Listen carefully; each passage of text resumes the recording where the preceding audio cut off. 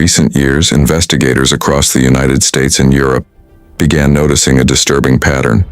Teenagers, alone at night, harming themselves. In some cases, they were recording it. In others, they were being watched.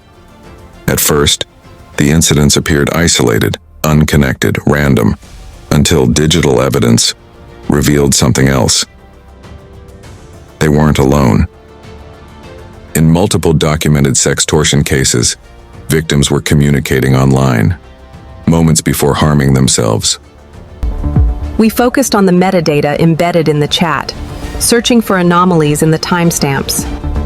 Recovered chat logs showed messages from anonymous users, encouraging, pressuring, escalating. The messages became more direct, urging them to go further, to prove it, to actually do it. As it unfolded, some viewers just watched. Some participated.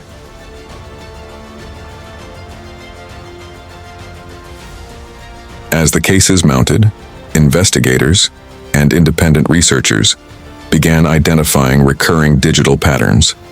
Patterns that kept leading back to the same name, 764.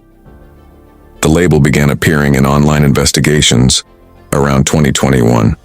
Authorities and journalists have since described these communities as loosely connected networks, not a single centralized group.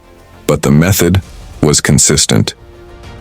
They would build trust, extract explicit material, and then weaponize it. Blackmail, control, escalation. According to law enforcement alerts and court records in sextortion cases, victims are often pressured into acts they would never have considered alone. Self-harm, humiliation, even the recruitment of others.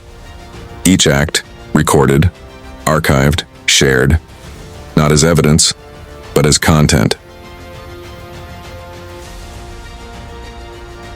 In 2023, the Federal Bureau of Investigation issued repeated public warnings about a surge in online sextortion targeting minors. In several documented cases, teenage boys in the United States died by suicide after being threatened with the release of explicit images. Court records show many perpetrators operated overseas, using fake identities and encrypted platforms. The contact often began on mainstream social media before moving to private messaging apps. By the time families realized what was happening, it was too late.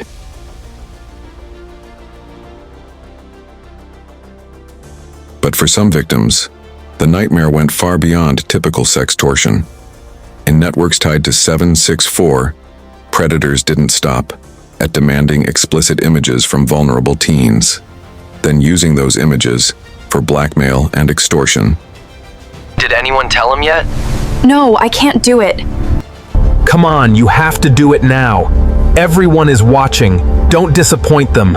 They pushed further, grooming vulnerable teens online, then coercing them to record acts of self-harm in real time on camera, while strangers watched, and urged them on.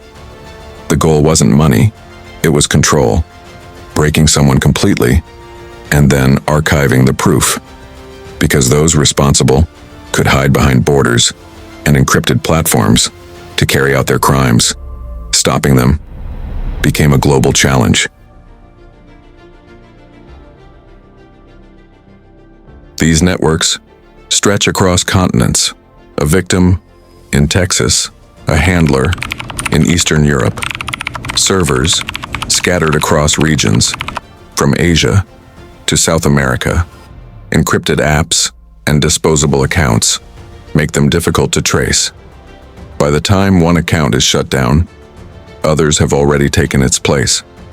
Jurisdictions don't always align. Evidence moves across borders and doesn't always translate cleanly. And those responsible can simply disappear. Even when authorities close in, the real battle has only just begun.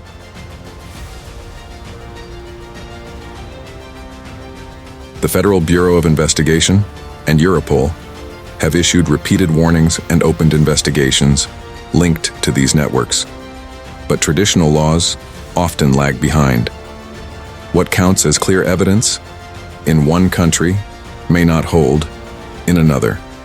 Suspects adapt faster than agencies can coordinate. Some cases stall for months, while victims continue to suffer in silence, because for every documented case, there are many more that never reach authorities at all.